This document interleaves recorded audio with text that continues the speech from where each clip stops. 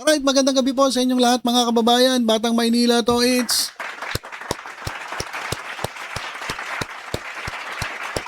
itong nasa ating screen mga kababayan, ito po yung Viva Max Talent na nagkwento po na nabigyan siya ng tip.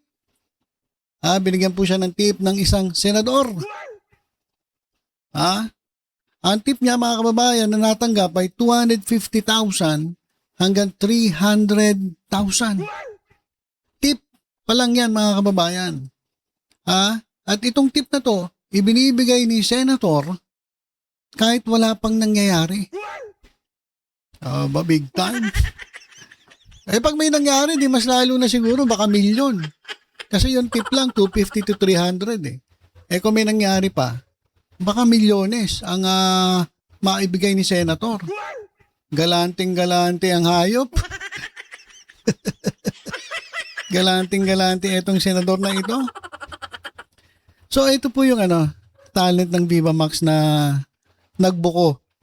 Na yun nga, na meron pang nabanggit siyang mayor Meron ding senator. Pero matindi raw itong si senator. Grabe 250k to 300,000. Tip pa lang yan. Wala pa po nangyayari. Kung may nangyaring jerjeran, malamang milyon. Milyon ang matatanggap na itong Viva Max Talent na ito. Maganda po siya. Maganda po yung hindi naman kukuha ng pangit ang Viva Max Siyempre, walang manonood nun kapag nasagwa naman nun, di ba? Mapangit. Siyempre yung mga mistisa, matatangos, mga sexy, malalaki yung hinaharap, na kinabukasan. Di ba? So, yun po yung yan po yung Viva Max talent na yan. Diyan po sa interview, ay nagbigay po siya ng clue kung sino yung senator na yon. Gusto ko rin yung host nito talagang makulit Talagang naghanap siya ng kumbaga pinilit niya para mailabas na itong Viva Max talent na ito, yung initials nung senator na mahilig. Mahilig mag-tip mga kababae. Mahilig mag-tip. Wala akong sinabing mahilig na alam niyo na yon. Mahilig mag-tip. Mahilig mag-tip. At matindi nga 250k to 300k. Tip, wala pa po nangyayari. Grabe, ang bigat mo, Senator. Sana all. Sana all. Ito yung interview mga kababayan. Ayan po yung nag-interview. At ito po yung in-interview. Yan po, siya po. At sa interview yan, ayun nga, ibinigay niya po yung clue. Clue kung sino yung senator na galante. Ito si Senator. Magkano? Okay, paririnig ko sa inyo, Imagine niyo na lang, nag-uusap ito, mahirap kasi baka makapiright tayo. Nag-uusap siya, ito po, yung host at itong si Viva Max talent. Paririnig ko po sa inyo yung naging usapan nila. At bahala na po kayo. Mamaya titingnan natin dito po sa mga senators kung sino po yung binabanggit. Iisa-isahin po natin ito mga kababayan na isa-isahin natin kung sino yung tumutugma. Kung sino yung tumutugma dun sa sa sinabi ng Viva Max talent na yan. Pero mamaya na yan. Dito muna tayo sa Dito muna tayo. Okay. So, yung maririnig po nyo dito, nagsasalita pong lalaki ay ito po. At yung babae naman ay itong si Viva Max Talent. Ito, pakinggan natin mga kababayan yung kanilang usapan. Si Senator. Magkano si ino-offer ni Senator? Ano pala? Tip pa lang, paldo na. Tip pa lang paldo. Ayun, grabe Etong si Senador, tip pa lang, paldo na. Grabe. Tip pa lang, paldo na. Mas lalo na nga kung may nangyaring jerjeran. Kung may nangyaring jerjeran, baka milyon-milyon. Kasi tip pa lang Diba? Tip pa lang, paldo na. Grabe naman. Grabe tong senator na ito. Tapos, Wala. Tip pa lang, paldo na. Magkano mag-tip si Senator? Abot ng 250 to 300. Grabe. Magkano mag-tip si Senator? 250K to 300K.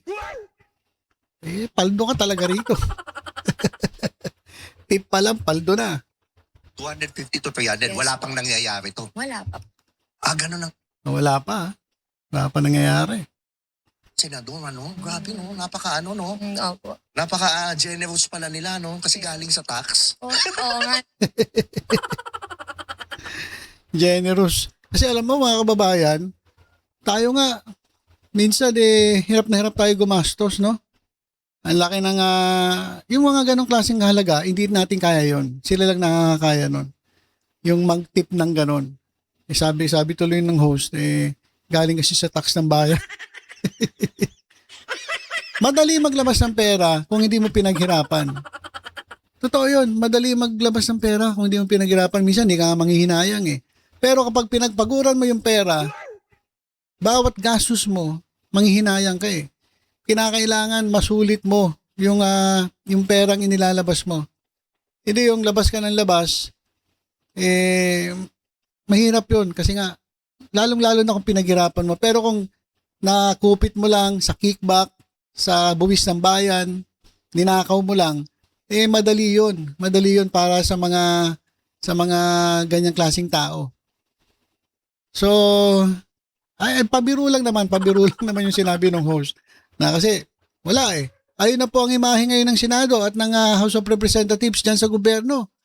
Kapag nalaman nila na ikaw ay public o government official, ang unang pumapasok sa isip ng mga tao, corrupt yan. At yung mga pera niyan ay galing po sa pagnanakaw. Yun po ang naiisip ng tao. Hindi niyo po sila masisisi kasi yan po ang naglalabasan ngayon eh. Di ba? Hindi niyo po masisisi yung tao. Ganyan talaga isipin nila. O tingnan niyo, naisip.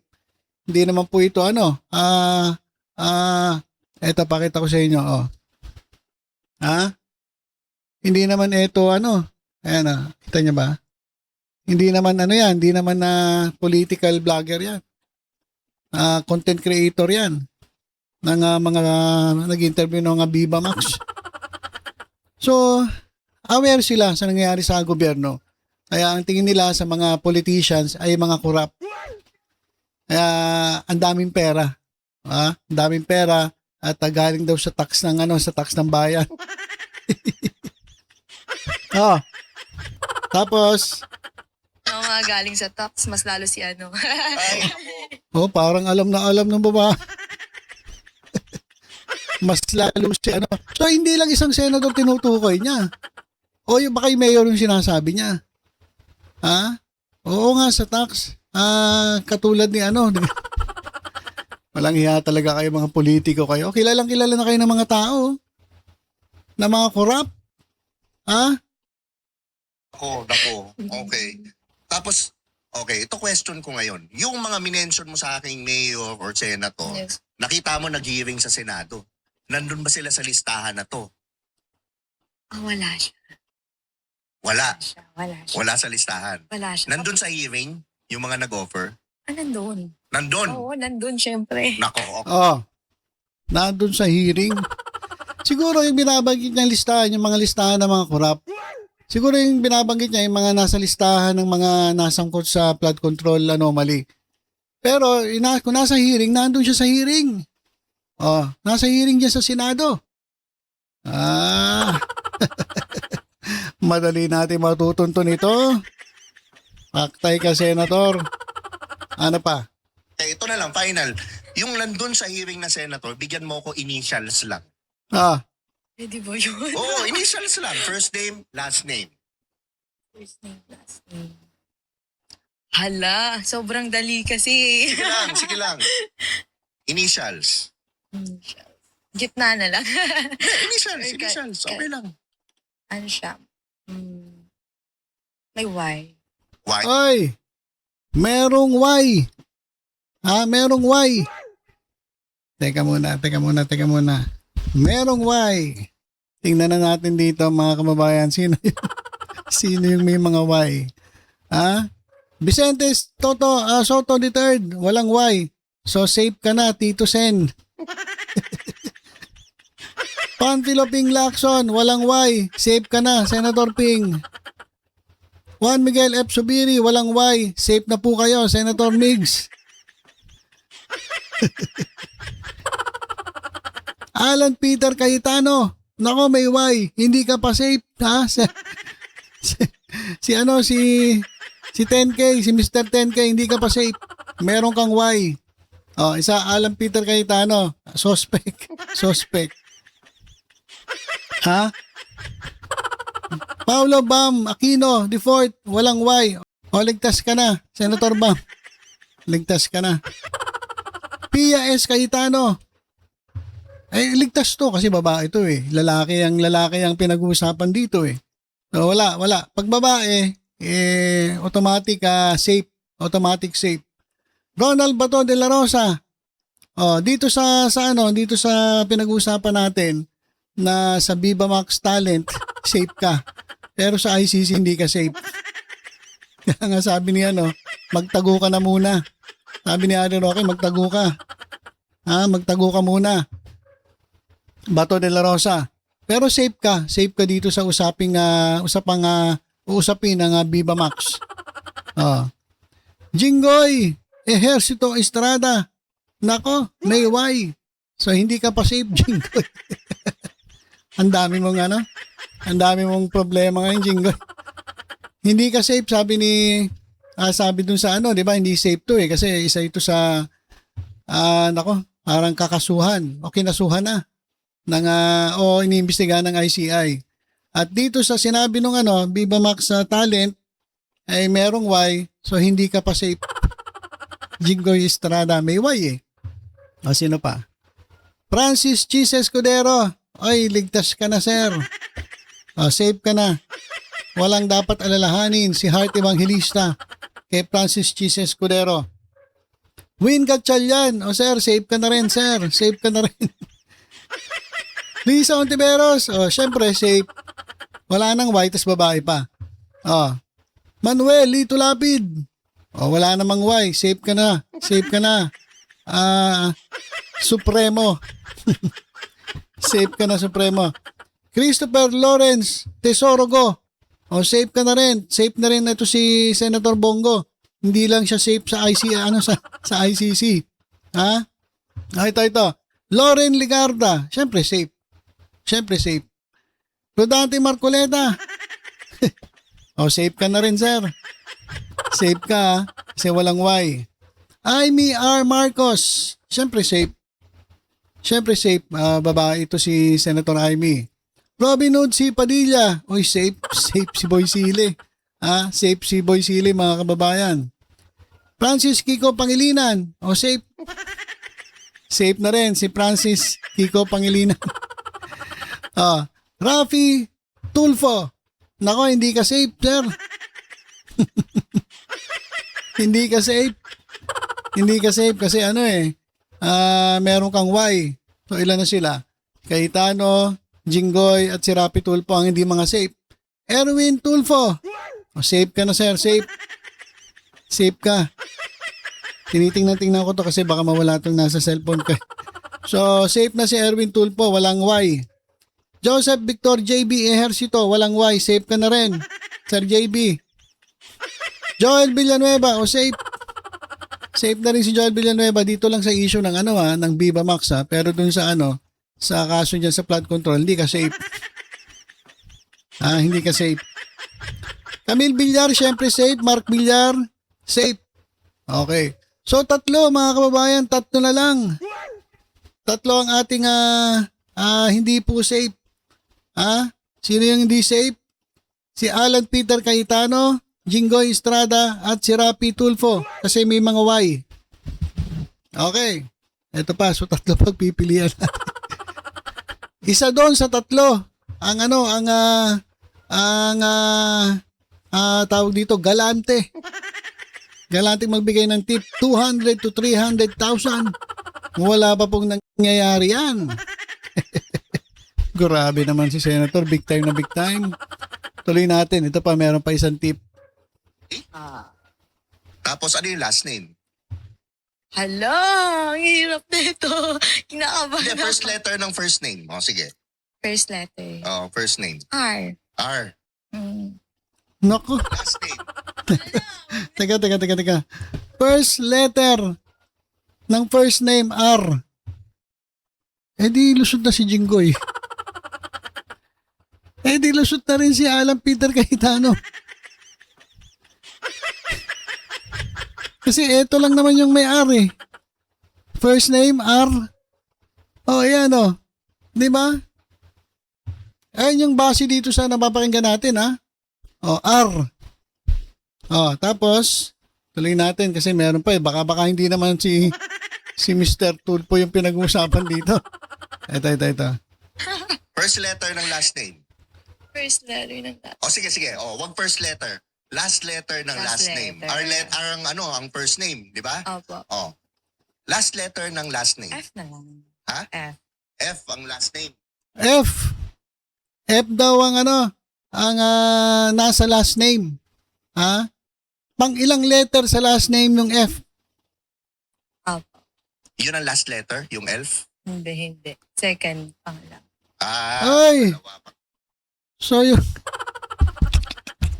Mukhang saktong-sakto to ha. First letter ng name, R. Tapos yung second letter, dun sa last name, dun sa last letter, second to the last letter ng last name, F. Paktay na. alam na tuloy. Etong senador na galante mag-tip, 200 to 300,000. Wala pa nangyayari. Abay, matindi. Matindi si sir. Tapos, Dalawang letter ng last name. Opo. Okay. Parang comment nyo nga guys, tingnan natin dahil sino yung mga first letter ng first name R, tapos sige. Yung second letter or third letter, no? Opo, F, no? yes. Comment nyo nga. Hindi ko alam eh. Parang hirap hulaan. Oo, mahirap, no? Naku, grabe. Madali Oo. lang, sobra. Grabe yung mga talaga senator. Yayaman, sana all. Yan. okay. So yan mga kababayan ha. Narinig nyo naman kung sino. Grabe naman yan. Grabe naman yun, sir. Maganda naman kasi si Viva Max yun. Diba? Maganda naman talaga si Viva Max. So, ano ba hula ng ating mga kababayan? Basahin nga natin yung iba.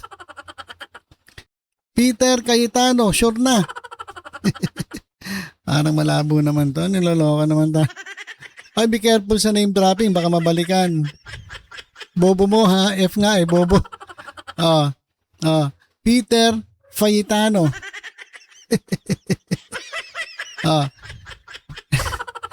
Letter R at may F ang apelyido, pangalawa sa last daw. Di parang yung kanina, di ba? So, malabo lang to. Hindi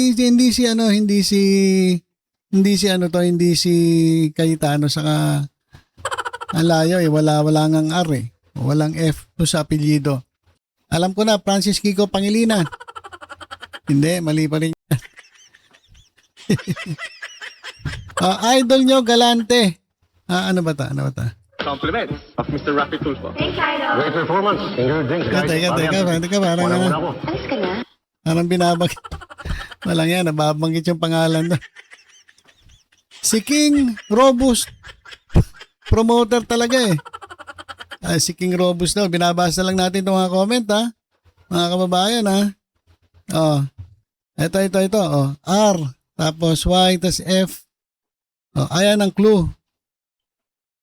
Kailangan pa ba i-memorize siya? So ayan mga kababayan, bahala na kayo kung sino. Ang hirap eh. Nahihirapan ako. Parang hirap naman hulaan nun. So kayo na po bahalang manghula kung sino yun. Hindi ko talaga kaya hulaan. Ang hirap eh. Sino kaya yun? R yung first name. Letter sa first letter ng first name, tapos yung F yung second to the last letter ng last name. Ang hirap. Hindi ko kayang hulaan. Kaya kayo mga kababayan, hulaan nyo nga po. Kung sino po tong senator na grabe. Grabe, ang taas mag-tip. Sabi nga ni Talent, ni Viva Max Talent, 250 to 300k tip pa lang. Paldo na. Paldo na. Paano pa kung ano? Alam nyo na. Baka milyon-milyon na yun. Diba? So yan mga kababayan. Nako. Bahala na po kayo mag-isip. Comment nyo na lang po kung sino ang hula ninyo mga kababayan. Base po doon sa narinig natin ha. Okay? So, yun lang po muna ang ating retest sa ngayon. Masakit na kasi ulo natin minsan sa politika kaya minsan dapat meron tayong ganitong content para naman na medyo malibang-libang tayo ng konti. Alright, so yun lang po muna mga kababayan. Tutok-tutok lang po dito sa Batang Maynila. To sa iba pang updates. Ingat po tayong lahat. God bless po.